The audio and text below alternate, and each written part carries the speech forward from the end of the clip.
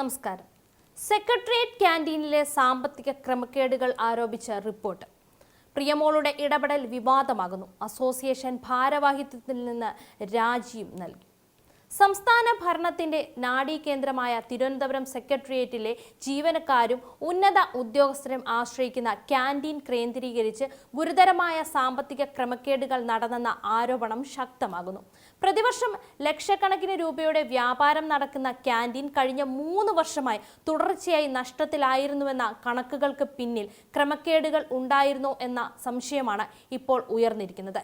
ക്യാന്റീനിലെ purchasing, വിതരണ സംവിധാനം, വരവ് ചെലവ് കണക്കുകൾ എന്നിവ സംബന്ധിച്ച് വിശദമായ പരിശോധന ആവശ്യപ്പെട്ട് വിവിധ തലങ്ങളിൽ നിന്ന് പരാതികളും കത്തുകളും ലഭിച്ചിരുന്നതായും വിവരമുണ്ട്. കേരള സെക്രട്ടേറിയറ്റ് എംപ്ലോയീസ് അസോസിയേഷൻ ഭാരവാഹിയും വനിതാ വിഭാഗം ചെയർപേഴ്സണുമായിരുന്ന പ്രിയമോളുടെ ഇടപെടലോടെയാണ് ക്യാന്റീനിലെ സാമ്പത്തിക ഇടപാടുകൾ സംബന്ധിച്ച പരിശോധന കൂടുതൽ ശക്തമായത് എന്നാണ് പുറത്തുവരുന്ന വിവരം. ക്യാന്റീൻ പ്രവർത്തനവുമായി ബന്ധപ്പെട്ട രേഖകളും വാങ്ങൽ വിവരങ്ങളും പരിശോധിക്കുന്നതിനിടെ ചില ഇടപാടുകളിൽ പൊരുത്തക്കേടുകൾ ശ്രദ്ധയിൽപ്പെട്ടതായും ഇതിന്റെ അടിസ്ഥാനത്തിൽ കൂടുതൽ വിശദമായ പരിശോധനയ്ക്ക് നടപടികൾ സ്വീകരിച്ചതായും സൂചനയുണ്ട്. ഇതിനിടെയാണ് പ്രിയമോൾ സംഘടനാ ഭാരവാഹിത്വത്തിൽ നിന്ന് പിന്മാറിയത് പുതിയ രാഷ്ട്രീയ ചർച്ചകൾക്ക് വഴിവെച്ചിരിക്കുന്നത്. ക്യാന്റീനിലെ സാമ്പത്തിക ഇടപാടുകളിൽ ഏകദേശം 75 ലക്ഷം രൂപയുടെ ക്രമക്കേടുകൾ നടന്നിട്ടുണ്ടെന്ന പ്രാഥമിക ആരോപണമാണ് ഇപ്പോൾ ഉയരുന്നത്. എന്നാൽ ഈ തുകയുടെ കൃത്യമായ കണക്കും ക്രമക്കേടിന്റെ വ്യാപ്തിയും ഔദ്യോഗിക അന്വേഷണത്തിലൂടെയാണ് സ്ഥിരീകരിക്കേണ്ടത്. പർച്ചേസിംഗ് രേഖകൾ, ബില്ലുകൾ, സ്റ്റോക്ക് രജിസ്റ്ററുകൾ, വിൽപ്പന കണക്കുകൾ, വിതരണ വിവരങ്ങൾ തുടങ്ങിയവ സമഗ്രമായി പരിശോധിച്ചാൽ മാത്രമേ യഥാർത്ഥ സാമ്പത്തിക നഷ്ടം എത്രയാണെന്ന് വ്യക്തമാവുകയുള്ളൂ. ഭക്ഷ്യവസ്തുക്കളുടെ വാങ്ങലിലും വിതരണത്തിലുമാണ് പ്രധാനമായും ക്രമക്കേടുകൾ നടന്നതെന്ന ആരോപണം ഉയരുന്നത്. ചായ തയ്യാറാക്കുന്നതിൽ ചായപ്പൊടിയുടെയും പാലിന്റെയും അളവ് കുറച്ച് വെള്ളത്തിന്റെ അളവ് കൂട്ടിയെന്ന ആരോപണം, ഉഴുന്നുവട, ദോശ തുടങ്ങിയ ഭക്ഷ്യസാധനങ്ങളിൽ ഉപയോഗിക്കേണ്ട അസംസ്കൃത വസ്തുക്കളുടെ അളവിൽ വെട്ടിക്കുറവ് വരുത്തിയെന്ന പരാതിയും ഉയർന്നിട്ടുണ്ട്. പച്ചക്കറികളും മറ്റ് ഭക്ഷ്യവസ്തുക്കളും വാങ്ങിയതുമായി ബന്ധപ്പെട്ട് ബില്ലുകളിലും രേഖകളിലും പൊരുത്തക്കേടുകൾ ഉണ്ടായിരുന്നുവെന്ന ആരോപണം പരിശോധനയുടെ പരിധിയിൽ വന്നതാണ് എന്നാണ് വിവരം. സാധാരണ ജീവനക്കാരിൽ നിന്ന് അഡീഷണൽ സെക്രട്ടറിമാർ വരെയും IAS ഉദ്യോഗസ്ഥന്മാർ വരെയും ദിവസേന എത്തുന്ന ക്യാന്റീനിലാണ് ഇത്തരത്തിലുള്ള ക്രമക്കേടുകൾ നടന്നതെന്ന ആരോപണം ഉയർന്നിരിക്കുന്നത്. സെക്രട്ടേറിയറ്റിലെ ഭരണ സംവിധാനത്തിന്റെ മേൽനോട്ടത്തിനുള്ളിൽ പ്രവർത്തിക്കുന്ന സ്ഥാപനത്തിൽ സാമ്പത്തിക ഇടപാടുകൾക്ക് മതിയായ നിയന്ത്രണവും പരിശോധനയും ഉണ്ടായിരുന്നോ എന്ന ചോദ്യവും ഇതോടെ ഉയരുകയാണ്. ചെറിയ തോതിലുള്ള ഭക്ഷ്യവസ്തുക്കളുടെ വാങ്ങലുകളിൽ പോലും കണക്കുകളിൽ വ്യത്യാസമുണ്ടായിരുന്നെങ്കിലും വർഷങ്ങളായി അത് എങ്ങനെ തുടരാനാണ് എന്നതും അന്വേഷണ വിധേയമാക്കേണ്ട വിഷയമായി മാറിയിട്ടുണ്ട്. ക്യാന്റീൻ തുടർച്ചയായി നഷ്ടത്തിലായിരുന്നുവെന്ന വാദവും പരിശോധന ശക്തമാക്കിയതിന് പിന്നാലെ പ്രവർത്തനം ലാഭത്തിലേക്ക് നീങ്ങിയെന്ന അവകാശവാദവും ഒരുമിച്ച് പരിശോധിക്കപ്പെടേണ്ടതാണ്. വരുമാനവും ചെലവും തമ്മിലുള്ള വ്യത്യാസം, ഭക്ഷ്യവസ്തുക്കളുടെ യഥാർത്ഥ വാങ്ങൽ വില, ദിവസേനയുള്ള വിൽപ്പന, സ്റ്റോക്ക് ഉപയോഗം, തൊഴിലാളികളുടെ ചെലവ് തുടങ്ങിയവ വിശദമായി പരിശോധിച്ചാൽ മാത്രമേ ക്യാന്റീൻ നഷ്ടത്തിലാണെന്നതിന്റെ യഥാർത്ഥ കാരണം കണ്ടെത്താനാകൂ. പരിശോധനകൾ ആരംഭിച്ചതിന് പിന്നാലെ സാമ്പത്തിക നിലയിൽ മാറ്റമുണ്ടായിട്ടുണ്ടെങ്കിൽ അതിനും രേഖകളുടെ അടിസ്ഥാനത്തിൽ വിശദീകരണം ആവശ്യമാണ്. അന്വേഷണവുമായി ബന്ധപ്പെട്ട് പ്രാഥമിക റിപ്പോർട്ട് തയ്യാറാക്കുന്നതിനിടെയാണ് പ്രിയമോളുടെ സ്ഥലം മാറ്റം ഉണ്ടായതെന്നും ആരോപണം ഉയർന്നിട്ടുണ്ട്. ക്യാന്റീൻ സംബന്ധിച്ച ക്രമക്കേടുകൾ പുറത്തുവരാതിരിക്കാനാണ് സ്ഥലം മാറ്റമെന്ന വിമർശനവും ചിലർ ഉന്നയിക്കുന്നുണ്ട്. അതേസമയം സ്ഥലം മാറ്റത്തിന് പിന്നിലെ ഔദ്യോഗിക കാരണം എന്താണെന്ന് ബന്ധപ്പെട്ട അധികൃതരുടെ വിശദീകരണത്തിലൂടെയാണ് വ്യക്തമാക്കേണ്ടത്. രാഷ്ട്രീയ സംഘടനാ ബന്ധങ്ങളും ഭരണപരമായ തീരുമാനങ്ങളും തമ്മിൽ ബന്ധമുണ്ടോ എന്ന കാര്യവും ഇതോടെ ചർച്ചയായിരിക്കുകയാണ്. രാഷ്ട്രീയ സംഘടനാ ബന്ധങ്ങളും ഭരണപരമായ തീരുമാനങ്ങളും തമ്മിൽ ബന്ധമുണ്ടോ എന്ന കാര്യവും ഇതോടെ ചർച്ചയായിരിക്കുകയാണ്.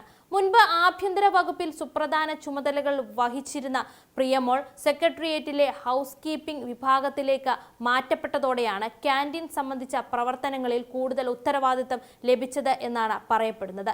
ക്യാന്റീന്റെ ഭരണപരമായ കാര്യങ്ങളിൽ ഇടപെടാൻ അവസരം ലഭിച്ചതിന് പിന്നാലെ സാമ്പത്തിക രേഖകളിൽ സംശയാസ്പദമായ ചില കാര്യങ്ങൾ ശ്രദ്ധയിൽപ്പെട്ടതായും തുടർന്ന് പരിശോധനകൾ ആരംഭിച്ചതായുമാണ് ലഭിക്കുന്ന വിവരം. ക്യാന്റീൻ നടത്തിപ്പുമായി ബന്ധപ്പെട്ട് നേരത്തെ തന്നെ വിവിധ പരാതികൾ ലഭിച്ചിരുന്നുവെന്ന വിവരവും പുറത്തുവരുന്നുണ്ട്. ക്യാന്റീനിലെ പർച്ചേസിംഗ് സംവിധാനമാണ് അന്വേഷണത്തിൽ പ്രധാനമായി പരിശോധിക്കപ്പെടുന്നത്. ഒരു സാധനം വാങ്ങിയതായി രേഖപ്പെടുത്തിയ അളവും യഥാർത്ഥത്തിൽ ക്യാന്റീനിലെത്തിയ അളവും തമ്മിൽ വ്യത്യാസമുണ്ടായിരുന്നോ, ബില്ലുകളിലെ രേഖപ്പെടുത്തിയ വില വിപണി വിലയുമായി പൊരുത്തപ്പെടുന്നുണ്ടോ, വിതരണം ചെയ്ത സാധനങ്ങളുടെ അളവ് സ്റ്റോക്ക് രജിസ്റ്ററുമായി ഒത്തുപോകുന്നുണ്ടോ തുടങ്ങിയ കാര്യങ്ങൾ പരിശോധിക്കേണ്ടതുണ്ട്. ഇത്തരം പരിശോധനകളിലൂടെ മാത്രമേ ആരോപണങ്ങളുടെ യഥാർത്ഥ വസ്തുത പുറത്തു കൊണ്ടുവരാൻ കഴിയൂ. ക്യാൻറ്റീൻ നടത്തിപ്പുമായി ബന്ധപ്പെട്ട ചില വ്യക്തികൾക്കെതിരെ ഗുരുതര ആരോപണങ്ങൾ ഉയർന്നിട്ടുണ്ടെങ്കിലും ആരോപണ വിധേയരായവരുടെ ഭാഗവും ഔദ്യോഗിക അന്വേഷണത്തിൽ കേൾക്കേണ്ടതുണ്ട്. രേഖകളുടെ അടിസ്ഥാനത്തിലുള്ള പരിശോധനയും സാമ്പത്തിക ഓഡിറ്റും പൂർത്തിയാക്കിയ ശേഷമേ ആരുടെയെങ്കിലും വ്യക്തിപരമായ ഉത്തരവാദിത്തം സംബന്ധിച്ച അന്തിമ നിഗമനത്തിലെത്താൻ കഴിയൂ. അതേസമയം ആരോപണങ്ങൾ ശരിയാണെന്ന് തെളിഞ്ഞാൽ ഉത്തരവാദികളായവർക്കെതിരെ കർശനമായ നടപടി സ്വീകരിക്കണമെന്ന ആവശ്യം ശക്തമാവുകയാണ്. പ്രിയമോൾ അസോസിയേഷന്റെ പ്രധാന ഭാരവാഹിത്വങ്ങളിൽ നിന്ന് രാജിവെച്ചതും വിഷയത്തിന് രാഷ്ട്രീയ നിറം നൽകിയിട്ടുണ്ട്. സംഘടനയ്ക്കുള്ളിൽ അഭിപ്രായ വ്യത്യാസങ്ങൾ ഉണ്ടായിരുന്നോ, ക്യാൻറ്റീൻ പരിശോധനയുമായി ബന്ധപ്പെട്ട് സമ്മർദ്ദമുണ്ടായിരുന്നോ, സ്ഥലം മാറ്റവും രാജിയും തമ്മിൽ ബന്ധമുണ്ടോ തുടങ്ങിയ കാര്യങ്ങളിൽ വ്യക്തമായ വിശദീകരണം പുറത്തുവരേണ്ടതുണ്ട്. സംഭവവുമായി ബന്ധപ്പെട്ട് വിവിധ രാഷ്ട്രീയ വിഭാഗങ്ങൾ വ്യത്യസ്ത ആരോപണങ്ങളുമായി രംഗത്തെത്താനുള്ള സാധ്യതയും നിലനിൽക്കുന്നുണ്ട്. സെക്രട്ടേറിയറ്റിലെ ക്യാൻറ്റീൻ ജീവനക്കാരുടെയും ഉദ്യോഗസ്ഥരുടെയും ദൈനംദിന ആവശ്യങ്ങളുമായി നേരിട്ട് ബന്ധപ്പെട്ട സ്ഥാപനമായതിനാൽ ആരോപണങ്ങളുടെ ഗൗരവം ചെറുതല്ല. ചായ, ലഘുഭക്ഷണം, ഉച്ചഭക്ഷണം തുടങ്ങിയവയുടെ വിലയും ഗുണനിലവാരവും സംബന്ധിച്ച് ജീവനക്കാർക്കിടയിൽ നേരത്തെ തന്നെ പരാതികൾ ഉണ്ടായിരുന്നെങ്കിൽ അവയും അന്വേഷണത്തിന്റെ ഭാഗമാക്കേണ്ടതുണ്ട്. ക്യാൻറ്റീനിന്റെ സാമ്പത്തിക നഷ്ടം യഥാർത്ഥമാണോ, നഷ്ടത്തിന് പിന്നിൽ ഭരണപരമായ വീഴ്ചയാണോ, സാമ്പത്തിക ക്രമക്കേടാണോ എന്നതും വ്യക്തമായി പരിശോധിക്കേണ്ട വിഷയമാണ്. ഓണസദ്യ ഉൾപ്പെടെയുള്ള വിപുലമായ പരിപാടികൾക്കുള്ള ഒരുക്കങ്ങൾ സെക്രട്ടേറിയറ്റിൽ നടക്കുന്നതിനിടെയാണ് ക്യാൻറ്റീനുമായി ബന്ധപ്പെട്ട ആരോപണങ്ങൾ ഉയർന്നിരിക്കുന്നത്. ഭക്ഷ്യവസ്തുക്കളുടെ വാങ്ങലിലും വിതരണത്തിലും സാമ്പത്തിക ഇടപാടുകളിലും ക്രമക്കേടുണ്ടായെന്ന ആരോപണം ജീവനക്കാർക്കിടയിൽ വലിയ ചർച്ചയ്ക്കാണ് വഴിവെച്ചിരിക്കുന്നത്. ആരോപണങ്ങൾ ഔദ്യോഗിക അന്വേഷണത്തിൽ സ്ഥിരീകരിക്കപ്പെടുകയാണെങ്കിൽ വിഷയത്തിന്റെ വ്യാപ്തി കൂടുതൽ വലുതാകാനുള്ള സാധ്യതയുണ്ട്. ക്യാൻറ്റീൻ സംബന്ധിച്ച മുഴുവൻ രേഖകളും സ്വതന്ത്രമായ സാമ്പത്തിക പരിശോധനയ്ക്ക് വിധേയമാക്കണമെന്ന ആവശ്യം ശക്തമാവുകയാണ്. കഴിഞ്ഞ 3 വർഷത്തെ വരവ് ചെലവ് കണക്കുകൾ, പർച്ചേസിംഗ് ബില്ലുകൾ, സ്റ്റോക്ക് രജിസ്റ്ററുകൾ, വിതരണ രേഖകൾ, ബാങ്ക് ഇടപാടുകൾ എന്നിവ പരിശോധിച്ചാൽ മാത്രമേ യഥാർത്ഥ സാമ്പത്തിക സ്ഥിതി വ്യക്തമാകൂ. ക്രമക്കേടുകൾ കണ്ടെത്തിയാൽ ബന്ധപ്പെട്ടവർക്കെതിരെ നടപടി സ്വീകരിക്കുന്നതിനൊപ്പം ഭാവിയിൽ ഇത്തരം സംഭവങ്ങൾ ആവർത്തിക്കാതിരിക്കാനുള്ള ശക്തമായ മേൽനോട്ട സംവിധാനവും ഉറപ്പാക്കേണ്ടതുണ്ട്. ക്യാൻറ്റീൻ അഴിമതി സംബന്ധിച്ച ആരോപണങ്ങൾക്കൊപ്പം സെക്രട്ടേറിയറ്റ് എംപ്ലോയീസ് അസോസിയേഷനിലെ ആഭ്യന്തര രാഷ്ട്രീയവും ചർച്ചയാകുന്നതോടെ വിഷയം വരും ദിവസങ്ങളിൽ കൂടുതൽ സജീവമാകുമെന്നാണ് വിലയിരുത്തൽ. പ്രിയമോൾ സമർപ്പിക്കുമെന്ന് പറയപ്പെടുന്ന അന്വേഷണ റിപ്പോർട്ടിലെ കണ്ടെത്തലുകൾ പുറത്തുവരുന്നതോടെ ആരോപണങ്ങളുടെ യഥാർത്ഥ ചിത്രം കൂടുതൽ വ്യക്തമാകാം.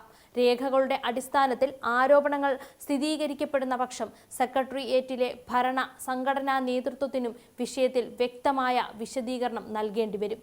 ഇതിനിടെ ക്യാൻറ്റീനിലെ സാമ്പത്തിക ഇടപാടുകൾ സംബന്ധിച്ച മുഴുവൻ വിവരങ്ങളും പുറത്തു കൊണ്ടുവരണമെന്ന ആവശ്യം ജീവനക്കാരിൽ ശക്തമാവുകയാണ്. വർഷങ്ങളായി നഷ്ടത്തിലായിരുന്ന സ്ഥാപനത്തിന്റെ സാമ്പത്തിക നിലയിൽ പരിശോധനകൾക്ക് പിന്നാലെ മാറ്റമുണ്ടായിട്ടുണ്ടെങ്കിൽ അതിന്റെ കാരണവും അന്വേഷിക്കേണ്ടതുണ്ട്. ആരോപണങ്ങൾ ശരിയാണെങ്കിൽ സാധാരണ ജീവനക്കാരുടെ ചെലവിൽ നടന്ന സാമ്പത്തിക തട്ടിപ്പിന് ഉത്തരവാദികളായവരെ കണ്ടെത്തി നിയമപരവും ഭരണപരവുമായ നടപടി സ്വീകരിക്കണമെന്ന ആവശ്യവും ശക്തമാകും. അതോടെ സെക്രട്ടേറിയറ്റ് ക്യാൻറ്റീൻ വിവാദം ഭരണസ്ഥിരാ കേന്ദ്രങ്ങളിലെ വലിയ രാഷ്ട്രീയ ഭരണ ചർച്ചയായി മാറാനുള്ള സാധ്യതയും നിലനിൽക്കുന്നുണ്ട്.